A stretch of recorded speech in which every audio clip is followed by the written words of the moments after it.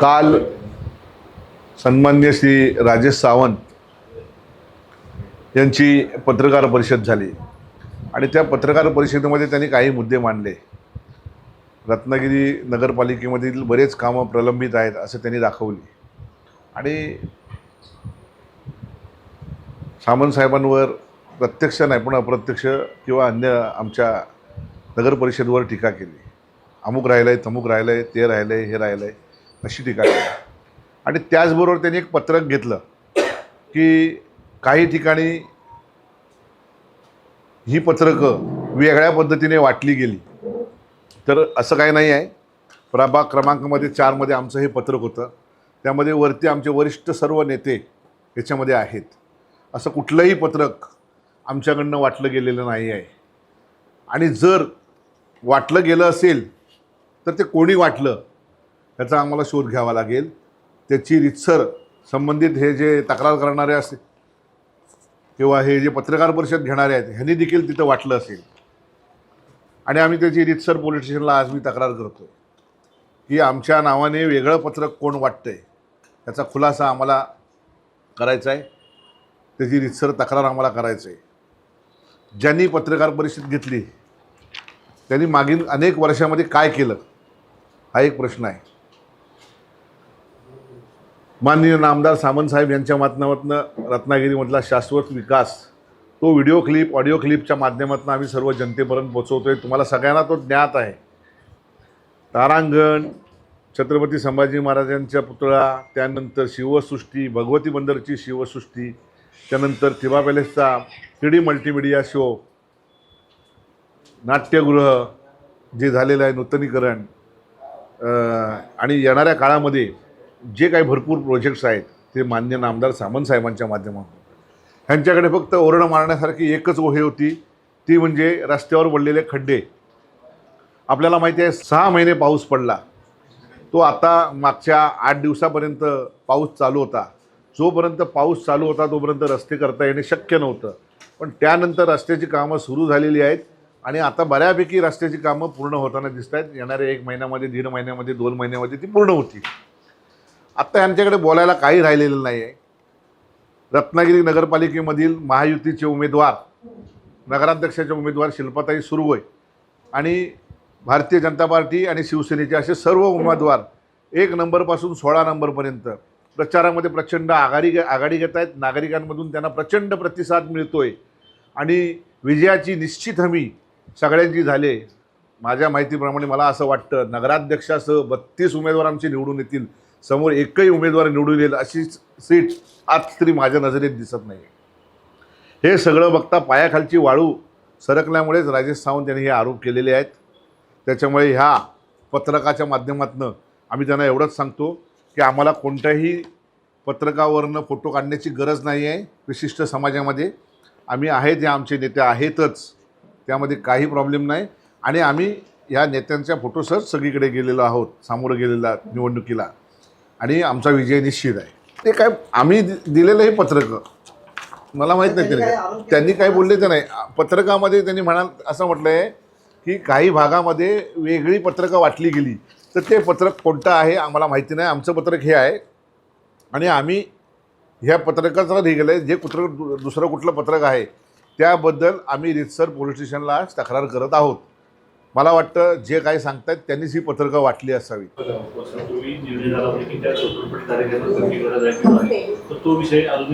100% तुम्ही म्हणताय तो प्रलंबित म्हणजे जागा आता त्याची निश्चित झाली. साधारण 1000 घरं झोपडपट्टीवासींना रत्नागिरी शहरातील त्यांचं स्थलांतर तिथे वरती जागा बघितलेली आहे आपण ITIच्या समोर तिथं करण्याचा मानस चालला आहे आणि ते लवकरात लवकर त्याची पूर्तता होऊन जाईल.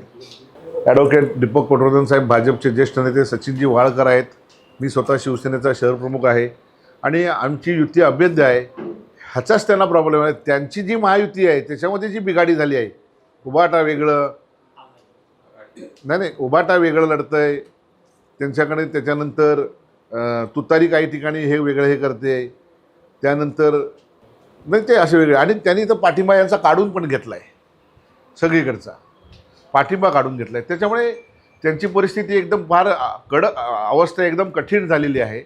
100% खात्रीने सांगतो की शिल्पा सुर्वे ह्या 15,000च्या मताधिक्याने विजयी होतील. 32च्या 32 नगरसेवक निवडून येतील. एक नाव सांगा त्यांचा कुठला निवडून येईल म्हणून. कोणी नाही येणार. आपापल्या प्रभागात ज्या पद्धतीत ते आज काम करतायत त्याच्यापेक्षा अधिक 2 दिवसामध्ये प्लस होतील. निवडणुकीचा प्रचार चालू आहे, पण बाळमाने वारंवार उदय सामंतांना टार्गेट करतात. काय करायचं? त्यांच्याकडे दुसरा ऑप्शन काय? ऑप्शन काय?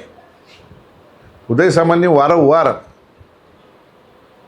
त्यांच्यासमोर विजय मिळवला आहे. प्रत्येक ठिकाणी, प्रत्येक गोष्टीत, प्रत्येक बाबतीत उदय सामंत साहेब सरस आहेत. तर त्यांच्याकडे उदय सामंत साहेबांवर टीका करण्याशिवाय दुसरा ऑप्शनच काय नाही. आत्ताच बिपिन बंधनांनी सांगितलं आहे की अशा प्रकारची काही मिस्टियस पत्रकं प्रसिद्ध केली जात आहेत. त्या संदर्भात उचित ती कारवाई युतीच्या माध्यमातून होईल. मुळात पंतप्रधान नरेंद्र मोदी हे काही कुठच्या पोस्टरपुरते मर्यादित नाहीत. मी सलग तिसऱ्यांदा देशाच्या मतदारांची, जनसामान्य लोकांची मतं जिंकून ते विजयी झालेले आहेत आणि त्यांनी आपलं कर्तृत्व हे सिद्ध केलेलं आहे. त्यामुळे मोदीजींचा अनुमान करण्याची प्रवृत्ती ही जनमानसामध्ये कुठेही असण्याची शक्यता नाही. त्यामुळे त्यांचा फोटो याचा इश्यू करण्याचं कोणतंही कारण आहे असं मला वाटत नाही. अशा पद्धतीने जर काही मिस्चियसपणा होत असेल तर त्याची योग्य ती दखल घेत आहोत आणि त्या अनुषंगाने पुढची कार्यवाही करत आहोत. प्रामुख्याने रत्नागिरीतल्या प्रचाराचा जो उहापोह करायचा असं म्हटलं, आता आपण अंतिम स्टेजला आहोत. युतीच्या उमेदवारांना मोठ्या प्रमाणावर प्रतिसाद हा सर्वदूर शहरामध्ये पाहायला मिळतो. सातत्याने ज्या प्रचारसभा होत आहेत त्या प्रचारसभांना असलेली गर्दी ही आपणही अनुभवली. अत्यंत लक्षणीय पद्धतीने गर्दी म्हणता येईल अशा पद्धतीचे लोक, मतदार त्या ठिकाणी येतात आणि मतदारांचा जो बोलीभाषा असते की ज्या पद्धतीने मतदार रिॲक्ट होतात त्यावरून असं नक्की आहे की युतीचे सर्वच्या सर्व उमेदवार हे मोठ्या फरकाने विजयी होतील. नगराध्यक्षपदाचे उमेदवार आत्ता बिपिनने सांगितलं त्याप्रमाणे मोठं मताधिक्य घेऊन, म्हणजे 15,000चं मताधिक्य घेऊन नक्की विजयी होतील. याबद्दल माझ्या मनात कोणतीही शंका उरलेली नाही. भारतीय जनता पार्टीचं संपूर्ण संघटन हे प्रत्येक प्रभागामध्ये त्यांना जे दायित्व दिलेलं आहे, त्यांना जे काम दिलेलं आहे त्या पद्धतीने युतीच्या उमेदवाराचा प्रचार सर्वदूर करतायत. त्यामुळे एक दिलाने ही निवडणूक युती म्हणून आम्ही लढवत आहोत आणि नक्की चांगल्या प्रकारचा विजय सामंत साहेबांच्या नेतृत्वाखाली युतीला प्राप्त होईल हा विश्वास मला वाटतो. लक्षात घ्या, तुम्ही सांगितलं त्याप्रमाणे भारतीय जनता पार्टीचे जिल्हाध्यक्ष असताना त्यांची असणारी भूमिका आणि त्याच्यानंतरची जी भूमिका आहे त्या संदर्भात मी काही भाष्य करणं हे योग्य ठरणार नाही. त्यांची मुलगी ही निवडणूक लढवते, स्वाभाविकपणे त्यांचा प्रचार करावा या दृष्टीने त्यांचं वक्तव्य असू शकतं. एक लक्षात घ्या, पंतप्रधान नरेंद्रजी मोदी यांनी आपल्याला साबित केलेलं आहे, सर्व महाराष्ट्र, देशभर मोदीजींच्या नावाचा डंका आहे. मोदीजींनी आजपर्यंतच्या सगळ्या निवडणुका, लोकसभा आणि त्याच्यानंतरच्या येणाऱ्या सगळ्या निवडणुका ह्या मोदीजींच्या नेतृत्वाखाली NDAने जिंकलेल्या आहेत. त्यामुळे इतक्या मोठ्या नेत्याच्या संदर्भात जिल्हा स्तरावरनं आम्ही काही बोलणं हे अजिबात उचित ठरणार नाही. त्यांच्याबद्दल नितांत आदर आम्हाला आहे, त्यांच्या कर्तृत्वाबद्दल नितांत श्रद्धा आमच्या मनात आहे. त्यामुळे मोदीजींचं नेतृत्व हे नेतृत्व आहे आणि त्या नेतृत्वाच्या माध्यमातून आम्ही पुढे मार्गक्रमण करतोय. टाइम्स डिजिटलला लाईक करा, शेअर करा, सबस्क्राईब करा आणि बेल आयकॉन दाबायला विसरू नका. Times digital.